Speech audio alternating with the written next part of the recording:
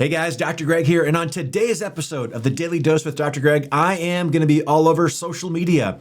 We had a pile of questions that came in, and a lot of times when we answer a question on social media, you may not actually see the answer. So I am jumping in and I'm answering questions from mold to eosinophils to type 1 diabetes. So stay tuned. It is Dr. Greg live answering your questions. Hey, Dr. Greg here, and on today's episode of the Daily Dose of Dr. Greg, I have a whole slew of questions from you guys from social media. So I've got my laptop in front of me. I'm gonna zip down through the questions, and I love the opportunity to answer these questions. We exist to give people the tools that they deserve so that they can live life on their terms. And I think it's really important for people to be empowered. And I think it's also super important for you guys to understand that what we don't do is there is no magic pill on our supplement shelf. There is no easy button in our program vault. The reality of this journey, the term that I use, and I'm having this conversation with you guys right now because this morning, I actually had a mental health therapist that came and met me here at the clinic because they were really curious about what we did. And they have, I learned this morning that she actually was originally diagnosed with rheumatoid arthritis. And it got her digging in. So at the time she actually is a licensed marriage and family therapist, but then became very interested in the world of functional medicine, and then even more quickly became fully aware of how mental health and functional medicine are so intimately tied together. This is why we talk about things like traumas and relationships. And, we even talk about, for example, one of the things I talk about with functional medicine is I say functional medicine kind of like chews the meat and spits out the bones of all the different things in the world. So for example, I love lab work. I love running lab work, and I will many times run a lot of the similar lab tests that maybe your medical doctor would run, but I read it differently. For example, Chinese medicine, they talk about different organs having different awake times in the body, even different organs having different emotions around them. Man, that's really interesting. So, and then even this world of mental health therapy and how our mental health can have this huge correlation into our overall well-being. I really feel that true holistic health is really mind, body, spirit, and the ability to incorporate all of those and to journey with those at the same time. So, the hope that we have is just the ability to continually come alongside you guys and give you tools that you deserve and give you the products that work. For example, that's why I have my Lifeboost coffee here. I love coffee. And the reality is most coffee that you drink, this is going to kind of sound like a commercial because I love their stuff. Most coffee that you drink is full of pesticides and herbicides. It's full of glyphosate. We know that, for example, I just saw a statement, and I don't know if it's true or not, but there was something about Roundup being taken away from people having the ability to use it on their yards because of the billions of dollars of lawsuits against them right now. Well, that'd be cool because, by the way, Lifeboost actually checks their coffee for glyphosate inside of it, but also mold. If you're a coffee drinker, by the way, 63%-ish of Americans are drinking coffee on a daily basis. It is the number one moldy coffee that we're drinking. And I just sat in front of a seminar with Dr. Jack Wolfson talking about mycotoxins and how impactful they truly are in our health. So much to unpack, but I'm going to jump into some of the questions here. And so one of the questions has to do with Hashimoto's thyroiditis. So this person said, so if you find and treat the stressor causing my Hashimoto's, will I be able to stop thyroid meds? Oof. That's always a big question. And what I hear inside of this question is this person's heart is saying, if I don't have to take medications, I would rather not. And I'll also say that I fall into the same boat. Now, completely legal statement here. I cannot prescribe or unprescribe. This is just advice. But a lot of our patients do work with their local practitioners to say, hey, could I at least decrease my amounts? Now, here is just something that I've found. So, for example, we had a patient, she was probably in her 50s by the time she found us, and she had Hashimotos thyroiditis, but she actually had hypothyroidism before she even knew that she was making antibodies. Now, in reality, she was probably making antibodies a long time before that. So, but she had been taking a thyroid medication for about 20 years before we even found out that she had Hashimoto's. So we started to address the infections and the toxicity and open up the drainage pathways. And even though her thyroid numbers got better and her autoimmune numbers got substantially better, when she tried to jump off of her thyroid medications, she did not do very well. So here's my thought on that. What happens was when you take a synthetic hormone, regardless of what hormone you're taking, you're telling your body, hey, I've got this. I don't need you to do this anymore for me. And in this case, this one was doing it for about 20 years, right? So what happened then is when we try to say, hey, it's your job that you used to do a long time ago, we need you to do it again, the body just really didn't do a good job with that. So in that case, she had to stay on her thyroid medication. Now, behold, she's taking about half the dose that she was. But what I tell people is we don't know because and there's not this like magic length of time that I found. It's not like, hey, if you've been on it for 3 years or less, there's a good chance you can get off of it.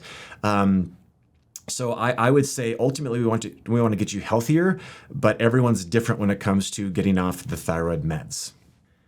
Next question. And this one, and again, these questions typically are questions come from Facebook or TikTok or Instagram.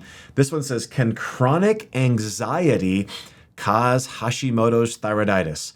And the answer is absolutely. We have to understand that what I have found in my world, so when I run lab tests, 95+% of the lab tests that I run on people that have a known autoimmune disease. So by the way, there's hundreds of autoimmune diseases. The most common ones would be rheumatoid arthritis, MS, Hashimoto's, Graves' disease, rheumatoid arthritis, Crohn's disease, irritable bowel.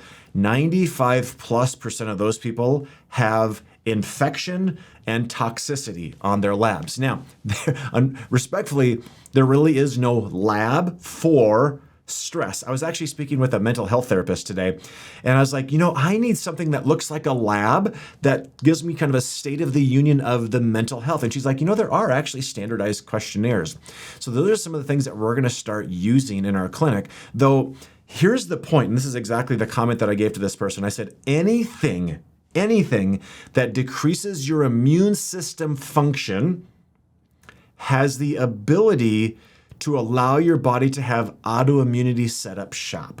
You see, understand that anxiety is really no different than a parasite infection, really no different than a stressful marriage, really no different than getting in a horrendous car accident. What it does is it demands energy and attention from your immune system. When I talk about immune system, the analogy that I tell people, it's kind of like this. Think of your immune system being like the teacher in an elementary school classroom.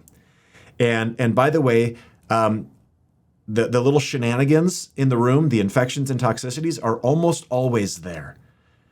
But what happens is when the immune system is robust and it's being supported, the immune system can tell those little shenanigans that they need to keep their nose in the corner and they can't speak. Well, therefore the immune system, the teacher, can pay attention to the rest of the classroom and it can go on. But what happens then is chronic anxiety, a physical trauma, we travel someplace, we get a blatant infection, or we get exposed to mold. What happens then is the teacher has to take their attention off of the students that are in the room. And then once the students realize that the teacher's not paying attention to them, they turn around, they're like, hey, teacher's gone, or teacher's not focusing on me. And all of a sudden they show their face. So it's really important to understand that anything that can take your focus off of your immune system has the ability to allow autoimmunity to take over from that standpoint. So hopefully that's helpful for you guys.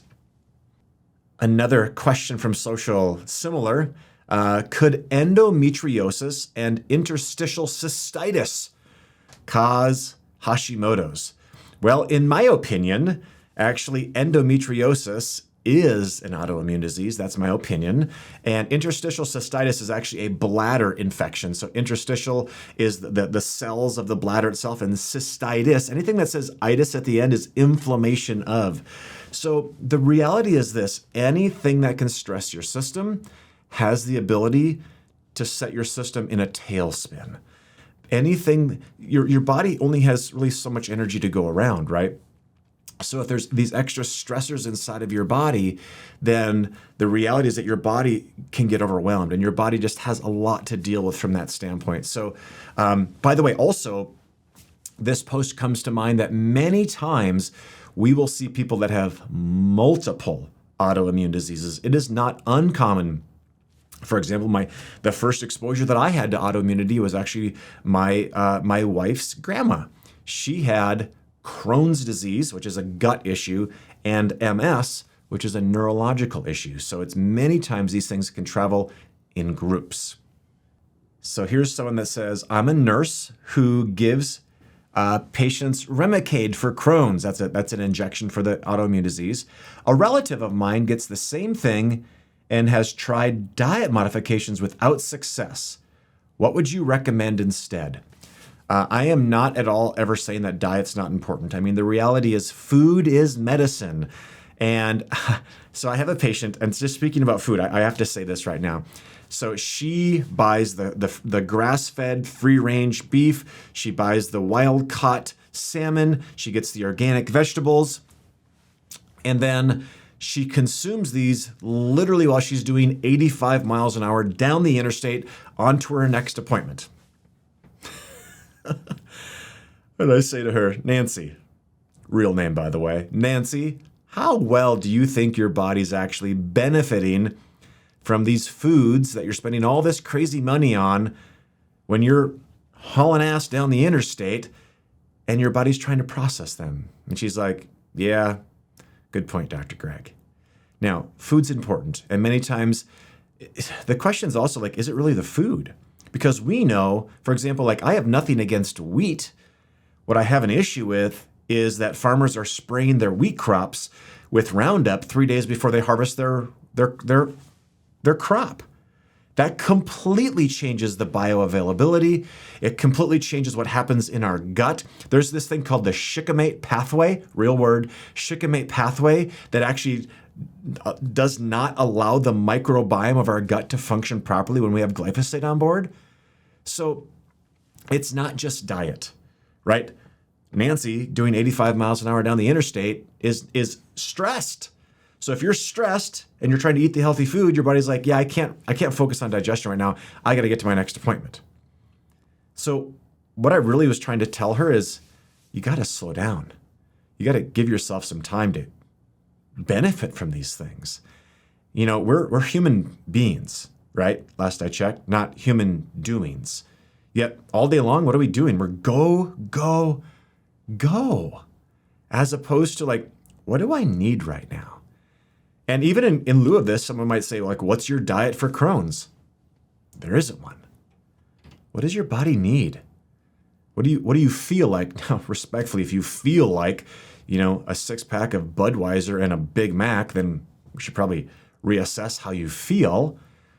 Yet, do we have enough time to slow down, assess our feelings, ask our body from a nutrient standpoint, what do I need? Or why am I grabbing that jug of or can of or bottle of or bag of at 8 o'clock at night? What am I trying to cover up?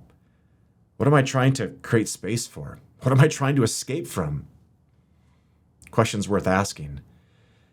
You see, when you treat people well and appropriately, and again, I had that conversation this morning in my clinic with a mental health therapist, you have to understand that it's like, so the basis is this: the body is designed to heal. And this is not a creation, evolution conversation. Regardless of all of that and what your thought process is on that, the body does not need help. It just needs no interference. So the real question is, what is the interference in the way? And that's what we're trying to go after. So we're eating clean. We're figuring out if there's infection or toxicity. We're looking at relationships, self-talk, and all of those concepts. And we go on a journey with those things. And truly, that's how we get better. So great question. Another question here. Thank you for the priceless information you feed us. You have never spoken about type 1 diabetes. Would you share some wisdom, please? Absolutely. Thanks for the question, by the way. And by the way, if you're listening to this and you have a question, send it our way. I don't know that we get to every single question, but we do our very best to reach out and be a part of this. So type 1 diabetes is yet another autoimmune disease. And what happens over time is your body has the inability to produce insulin because of the stress at the pancreas, and it's really no different. Now, what we're really asking here is, what is our philosophy around autoimmunity and how do we treat autoimmunity? I think that's really where this question is coming along from that standpoint. By the way, when we treat people with autoimmunity that are taking medications, like for example, someone with type 1 diabetes is more than likely on insulin, has an insulin pump or gives themselves insulin injections. The hope is that I would never tell someone, oh, we're going to get you off insulin. I've never said that, by the way. And if someone has told you that, that would probably be a red flag. But the ultimate goal, though, would be, number one, could we keep you from having to have more need of insulin, or could there potentially be the need for less in regards to that? So how do we do that? First off, we don't guess, we test. And what type of testing do we do? So first off, we look at things like anemia markers, like where's your body's iron stores, and are you anemic? We look at micronutrients like vitamin B12 and vitamin D and folate. And then we love looking at the heart. The heart is this very intricate system that is both a responder to stress, like from a negative standpoint, but also a proactive responder to stress. So we'll see shifts in HDL and LDL and total cholesterol because of what's going on in the body. We then look at the liver and the kidneys and the gut. By the way, drainage. I will talk about drainage until the Lord takes me home. So the drainage is this. Drainage is how things are designed to get out of your body, right? So the most common things that you think about are your gut, right? You poop things out. Yes, we talk about poop here. And then your kidneys, which means you pee stuff out. So those are the obvious things. Yet think about this. Your liver, huge. We've all heard about like liver detox. Your liver actually dumps into your gut. Your lymphatic system. By the way, 80% of your lymphatic system sits around your liver and large intestine. So if your gut is not functioning, it literally gives some of the other very largest drainage organs, kind of like the Heisman, like, nope, sorry, no room at the inn. You can't drain here. Your brain actually has its own drainage pathway. It's called the glymphatic system. Isn't that crazy? Brain fog. Think of your sweat glands. Your body uses your sweat glands to get things out, also uses them to cool your body off. And then probably one of the most least appreciated is your respiratory system. Your respiratory system is actually designed to use things that come through. If you think about this, every drop of air you've ever breathed in your life is processed by your respiratory system.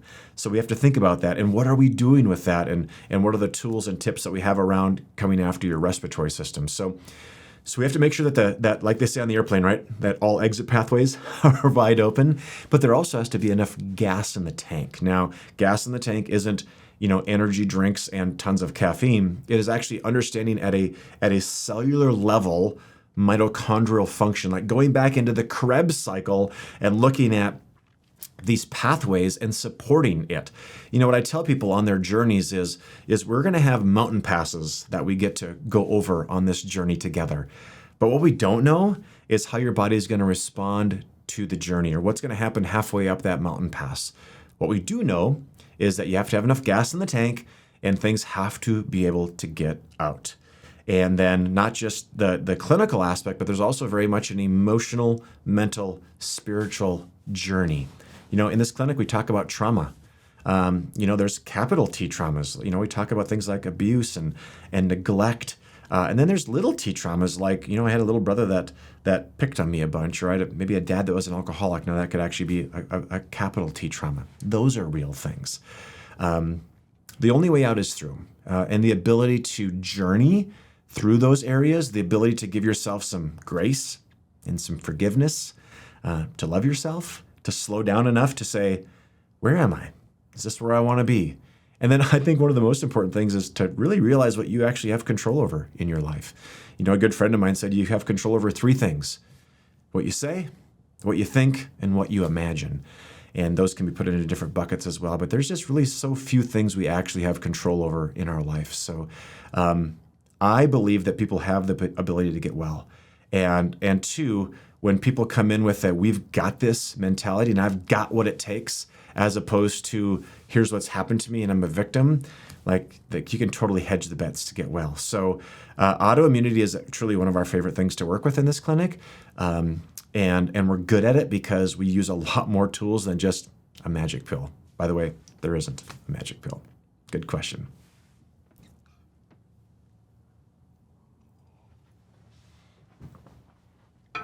All right, get a sip of my Lifeboost coffee here. Next question. I have hyper-eosinophilia for almost 10 years with no cause. Any suggestions? Well, no cause is really maybe no explanation.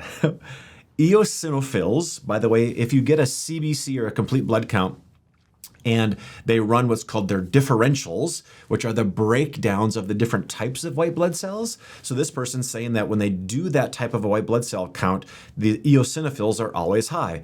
And I'm guessing with no cause means that their doctor's saying, no clue. Well, the reality is there is insight. By the way, eosinophils are actually linked to parasites.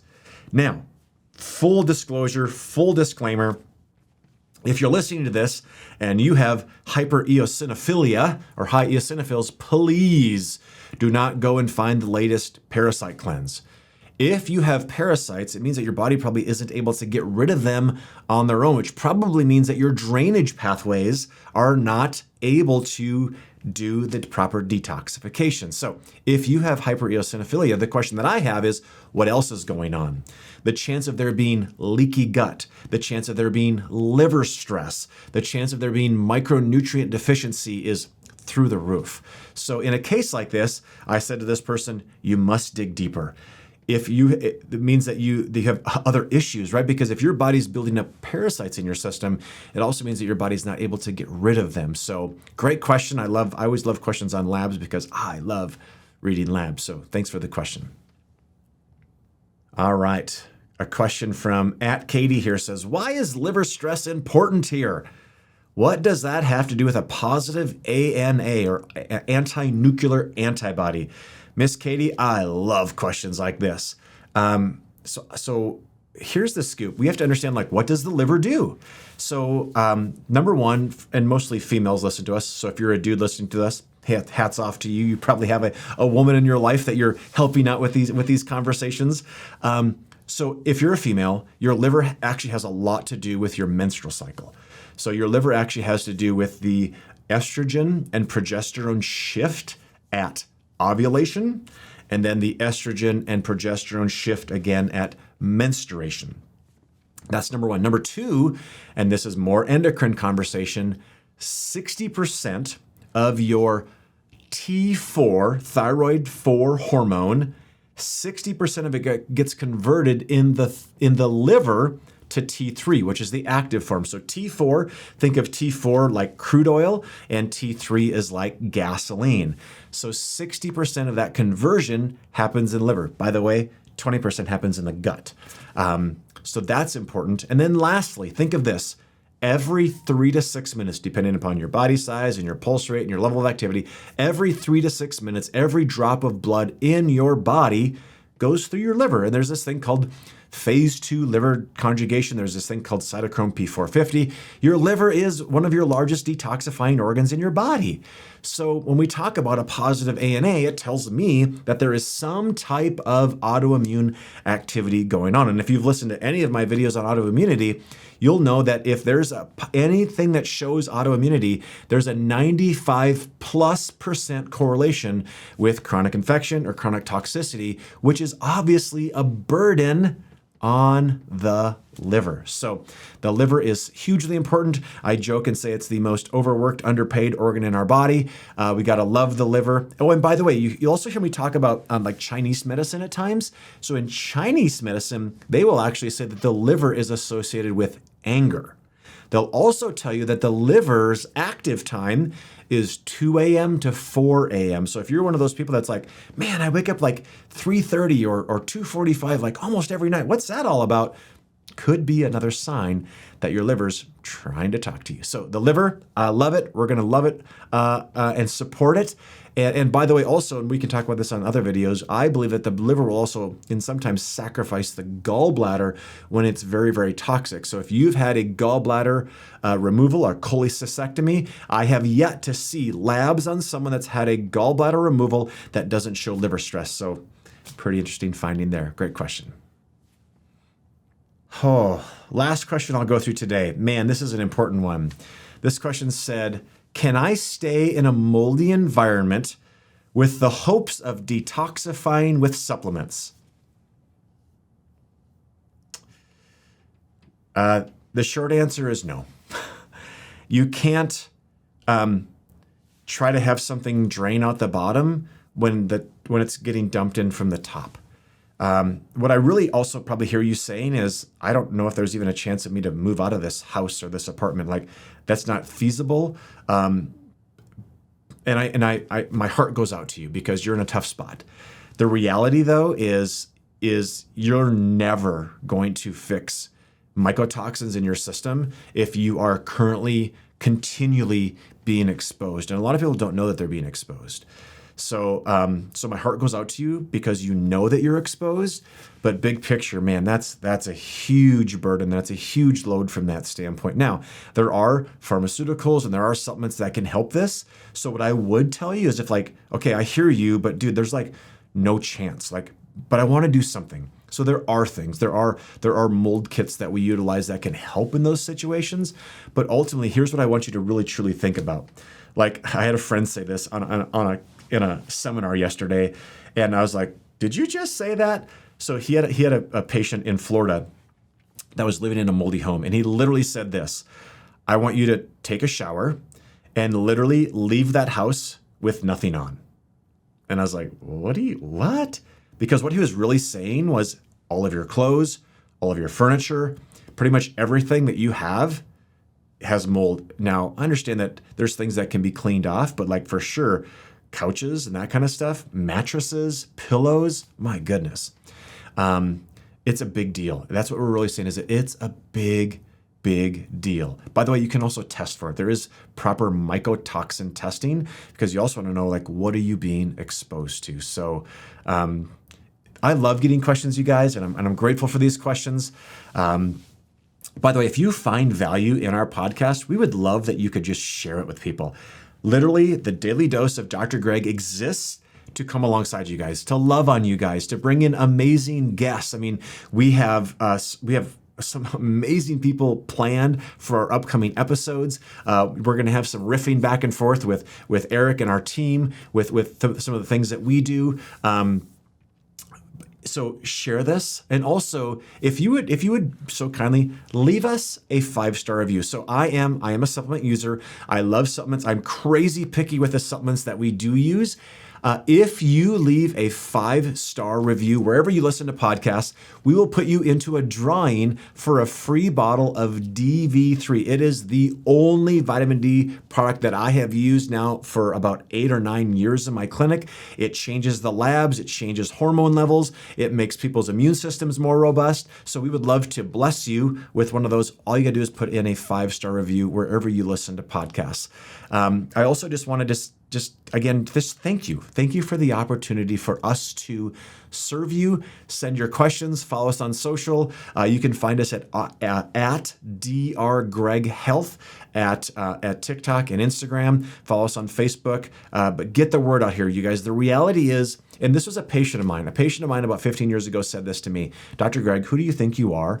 Knowing what you know and not sharing it with everybody. And that's why we exist. So have a great day. Have yourself a sip of Lifeboost coffee. Make it a good one. Take care.